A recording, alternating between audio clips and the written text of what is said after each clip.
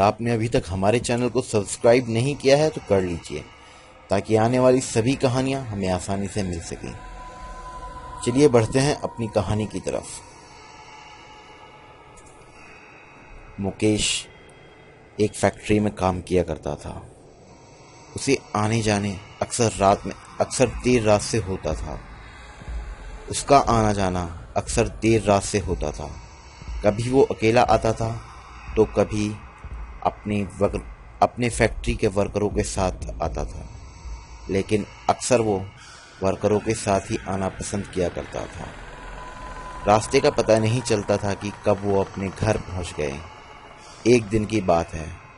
उस टाइम सर्दी का मौसम था और सर्दियों में अक्सर रात जल्दी हो जाती है। वो एक दो वर्करों के साथ वहाँ से निकला और उसमें से एक वर्कर बोला, चलो हम आज छोटे रास्ते से चलते हैं। मुकेश उसकी बात मान गया, लेकिन उनमें से एक वर्कर, जिसका नाम महेंद्र था, वो बोला रात में उस रास्ते से जाना ठीक नहीं है। लेकिन वो सब जल्दी के चक्कर में रास्ते पर आ गए और उन्होंने उस रास्ते को भी आसानी से पार कर दिया। महेंद्र अंदर से बहुत डरा हुआ था। वो सबके बीच में चल रहा था। उस टाइम मुकेश के दिल में महेंद्र को देखकर कहीं ना कहीं थोड़ा डर लग रहा था और उसने उस टाइम उससे कुछ पूछना भी ठीक नहीं समझा और उस रास्ते को आसानी से पार कर दिया। अगले दिन दोनों काम के लिए अपने अपने घर से निकले। महेंद्र मुकेश को रास्ते में मिल गया और उसने उससे पूछ ही लिया आखिर वो उस रास्ते से आने के लिए मना क्यों कर रहा था। उसने बताया कि वो रास्ता आने जाने के लिए बिल्कुल ठीक नहीं है और वहाँ पर एक घटना भी घटी है, जिससे कुछ लोगों का मानना ये भी है कि वो रास्ता शापित है।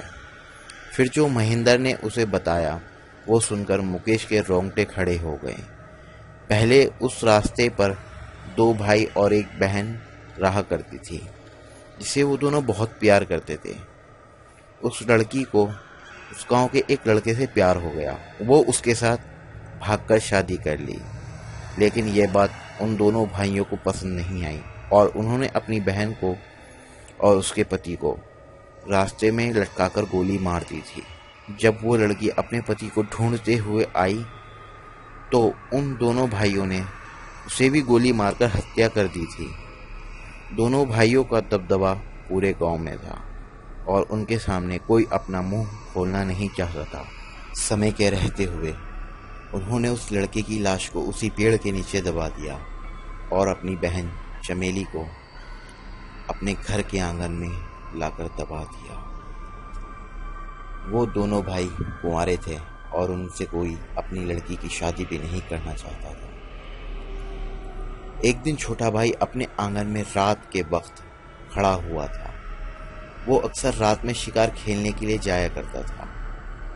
उसने अपनी बंदूक को अपने मुंह की तरफ रखकर नाल साफ कर रहा था। तभी एक गला सड़ा हाथ बंदूक के टिगर पर आकर रुक गया और उसने बंदूक का टिगर दबा दिया। गोली चलने से उसकी एक आंख जख्मी हो गई। समय रहते हुए उसने अपनी बंदूक को अपने माथे से हटा लिया था, जिस वजह से गोली उसकी आंख में लगी और उसकी आंख वहीं पर फूट गई और उसका बड़ा भाई अंदर से भागते हुए आया और उसे उठाकर अस्पताल ले गया।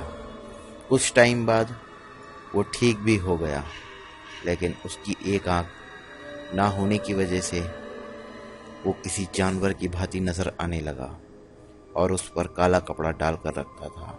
उसकी दहशत पूरे गांव में और तेजी से फैलने लगी। एक दिन वो अपने खेत में काम कर रहा था और तभी उसका एक पैर किसी चीज में फंस गया। उसने अपने पैर को छुटाने की बहुत कोशिश की, लेकिन उसका पैर किसी चीज में बहुत बुरी तरह से पकड़ा हुआ था। उसने वहां की मिट्टी हटाकर देखा तो एक पंजा, जिस पर बिल्कुल मांस नहीं था, उसने उसका पैर वहां पर पकड़ा हुआ था और एक चट की आवाज से उसका पैर तोड़ दिया। वो जैसे तैसे भागता हुआ अपने घर आया और घर के अंदर आकर उसने चीख चिल्लाना शुरू किया कि मरने के बाद भी हमें चैन से नहीं जीने दे रही है। आखिर हमने तेरा बिगाड़ा क्या? तूने हमारी गांव में पूरे में बेइज्जती कराई हुई थी। उस दिन उसका बड़ा वाला भाई काम से कहीं बाहर गया हुआ था। वो रात में खाना खाकर आंगन में लेटा हुआ था। तभी उसे किसी चीज़ की आवाज़ आई। वो कोई और नहीं, उसी की बहन थी। उसके हाथ में एक गिलास का पानी था। वो अपने बहन को देखकर रोने लगा और बोला, छोटी मुझे माफ़ कर दे, छोटी मुझे माफ़ कर दे। मैंने ये सब जोश में कर दिया था। उस लड़की ने उसके आगे वो गिलास किया और उसके मुंह पर पानी फेंक दिया। वो तिलमिला उठा क्योंकि वो पानी खौलता हुआ पानी था। हंसी और चीखने की आवाज़ पूरे आंगन में आ रही थी। जब वो अपने आप को बचाने के लिए वही बंदूक उठाकर लाया तो उसका पैर किसी चीज़ में अड़कर वो ज़मीन पर गिर गया। बंदूक उसके कुछ दूरी पर जाकर गिरी। उस लड़की ने अपने एक हाथ से बंदूक उठाई और वो हाथ किसी और का नहीं, उसी बहन का था। और एक गोली चलने की आवाज़ आई। वो गोली उसके सिर को फाड़ते हुए बाहर आ गई थी। अब छोटा भाई मर चुका था। सुबह होने पर गांव के लोग उसके घर के आसपास जमा हो रखे थे। तभी बड़ा भाई वहां पर आया और उसने देखा कि उसके भाई की लाश आंगन के एक पेड़ से लटकी हुई है और उसके माथे पर गोली लगी होने की वजह से पूरा मुंह खराब हो चुका था। इस बात को सब जानते थे कि उसकी हत्या किसने की है और इस बारी उसके बड़े भाई की थी। ये भी सब जानते थे कि इस बीच उसे कोई नुकसान नहीं उठाना पड़ा था और ना ही अभी तक उसने अपनी बहन के द्वारा ऐसा कोई डरावना हादसा पेश आया हो। वो सिर्फ यही सोचता था कि उसका छोटा भाई शराब पीकर ये सारी हरकतें करता था। उसे भी अब थोड़ा डर लगने लगा था। वो उस रात अपने भाई का अंतिम संस्कार करके अपने घर में बैठा हुआ था और अपनी भाई और बहन के बारे में सोच रहा था। लेकिन उसे तभी एक आवाज़ आई जो उसकी बहन की थी। वो एक झटके से पीछे मुड़ा। उसने देखा उसकी बहन उसके सामने खड़ी है और उसके पास चलते हुए आई और उससे बोली, भैया आपने मुझे माँ और पिताजी के जाने के बाद पाल पोस कर बड़ा किया है। ये आपने मेरे साथ क्या किया? और आपने छोटे भाई और बेइज्जती की खातिर मुझे मार डाला। आपको मैं बहुत प्यार करती हूँ। मैं हमेशा आपको अपने बाप का दर्जा दिया है और मैं हमेशा आपको अपना सबसे अच्छा भाई मानती थी, लेकिन आपने मेरे साथ ये क्या किया? यह सुनकर बड़े भाई की आंखों में आंसू आ गए और ये सब बोलकर वो वहाँ से चली गई और उसने अपने बड़े भाई को कोई नुकसान नहीं पहुँचाया। और उसका बड़ा भाई ये सब सुनकर बहुत दुखी था। वो अपने छोटे भाई और बहन के बारे में सोच कर बहुत रो रहा था क्योंकि उसका परिवार पूरी तरह टूट चुका था। जब ये सब बर्दाश्त से बाहर हुआ, उससे रहा नहीं गया। उसने भी उसी पेड़ में फंदा डालकर अपने आप को फांसी लगा ली। सुबह को गांव वाले इकट्ठा हुए और उस लाश को भी अंतिम संस्कार कर दिया। कहते हैं आज भी वो घर बंद पड़ा हुआ है। उसके अंदर से बहन चमेली की रोने की आवाज़ आती है और रात में जो भी उस रास्ते पर जाता है शायद ही बिना नुकसान के वापस आता है। चमेली अपने बड़े भाई को बहुत प्यार करती थी।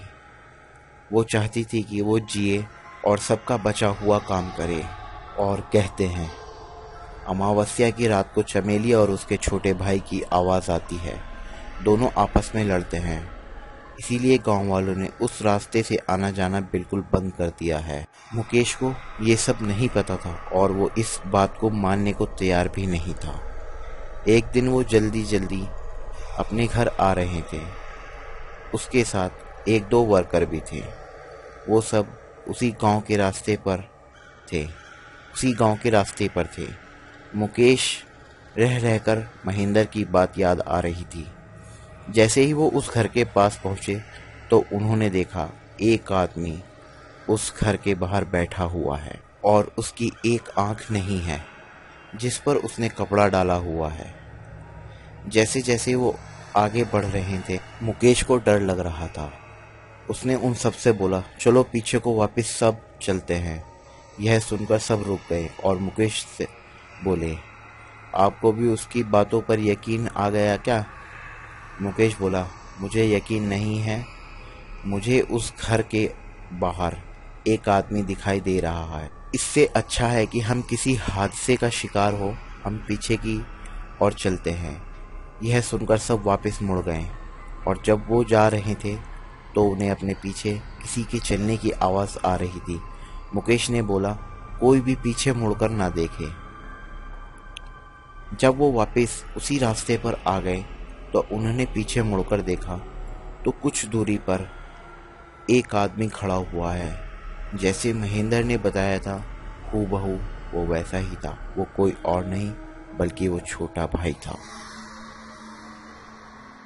और उस दिन के बाद मुकेश और उसके सभी साथी जितने भी फैक्ट्री में वर्कर थे सभी को उन्होंने उस बारे में बता दिया।